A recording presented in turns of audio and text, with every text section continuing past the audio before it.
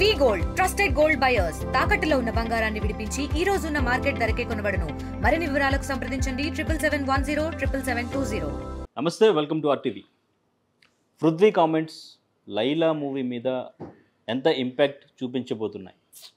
Next day press meet పెట్టి Vishwaksen sorry చెప్పినప్పటికీ కూడా మళ్ళీ తన ఇన్స్టాగ్రామ్లో మిడిల్ ఫింగర్ చూపిస్తూ పెట్టిన ఒక పోస్ట్ మళ్ళీ టార్గెట్ చేసిన వాళ్ళని రెచ్చగొట్టినట్టయిందా? ఇదే టాపిక్ మీద మాట్లాడదాం. మనతో పాటు ప్రొడ్యూసర్ నటుకుమార్ గారు ఉన్నారు. సార్ నమస్తే.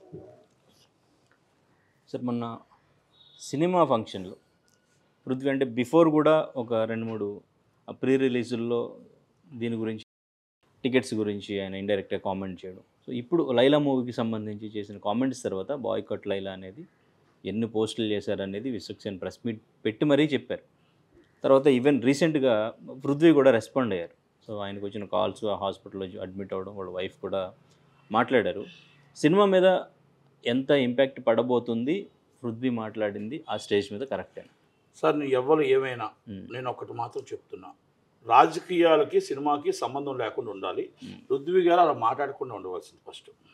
ఎందుకంటే పృథ్వీ గారు ఒక పార్టీకి సంబంధించిన వ్యక్తి, ఓకే, ఆర్టిస్ట్గా ఆయన ఆర్టిస్ట్గా సినిమాకి పిలిచారు. ఆ సినిమా కోసమే మాట్లాడాలి తప్ప ఆయన అక్కడ వైసీపీ మీద కామెంట్ చేయడం తప్పు. నేను ఎందుకంటే వాళ్ళు కూడా వైసీపీ వాళ్ళు కూడా ఏమంటున్నారంటే, మిమ్మల్ని సినిమా వాళ్ళు మేము లాగలే, సినిమా వాళ్ళు మేము కావాలని కామెంట్ చేయట్లే, మేము సినిమా ఆపుదాం మేము కావాలని చెప్పట్లా, మీరు మా దగ్గరికి వచ్చి కూర్చొని రెచ్చగొట్టి మమ్మల్ని, మా నాయకుడిని మీరు అంటుంటే మేము ఊరుకోవాలా అని అడుగుతున్నారు. తప్పే కదా.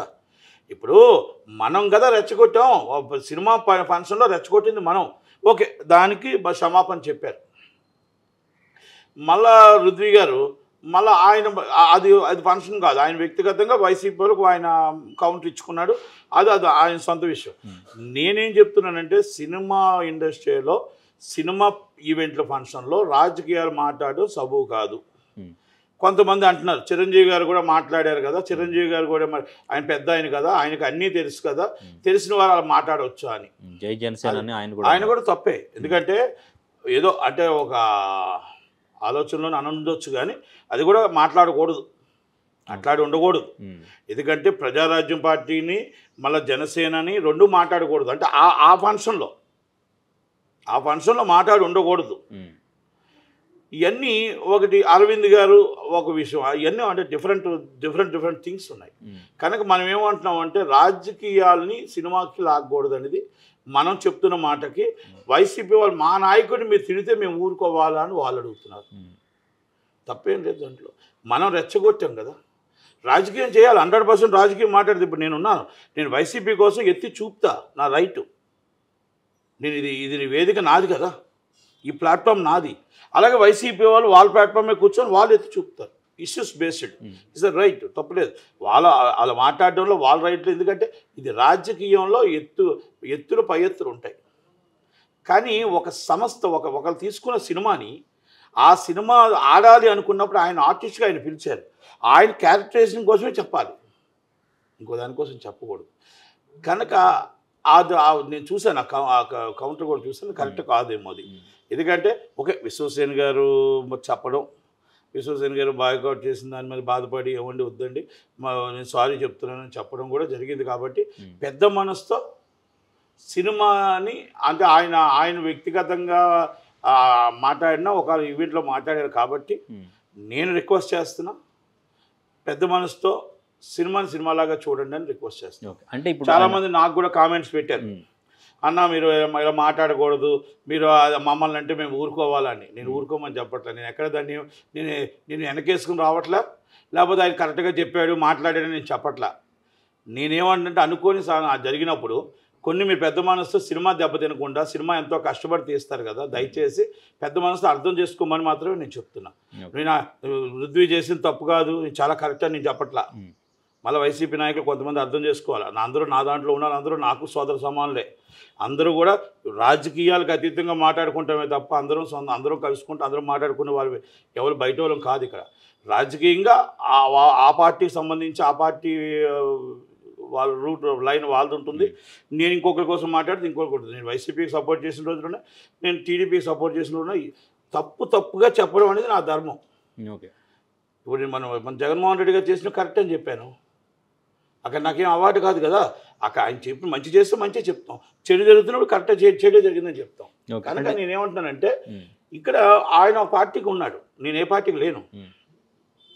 మీరు అడిగిన దానికి నేను సమాధానం చెప్తున్నా. కానీ 100% మాత్రం ఆ ఈవెంట్ కార్యక్రమంలో ఆయన ఆ విధంగా మాట్లాడకూడదు అనేది మాత్రం ఆయనే కాదు, ఎవరో కూడా ఏ పార్టీ కోసం కూడా మాట్లాడకూడదు. ఎందుకంటే ఆ సినిమా కొన్ని లక్షల రూపాయలు పెట్టి ఆ ఈవెంట్ పెట్టుకుంటారు.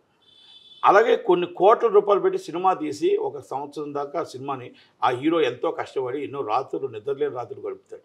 అలాగే ఆ ప్రొడ్యూసరు, ఆ డైరెక్టరు. కనుక దయచేసి మనం కూడా అర్థం చేసుకోవాలి. ఓకే, అంటే నెక్స్ట్ డే వాళ్ళు ప్రెస్ మీట్ పెట్టారు, సారీ చెప్పారు.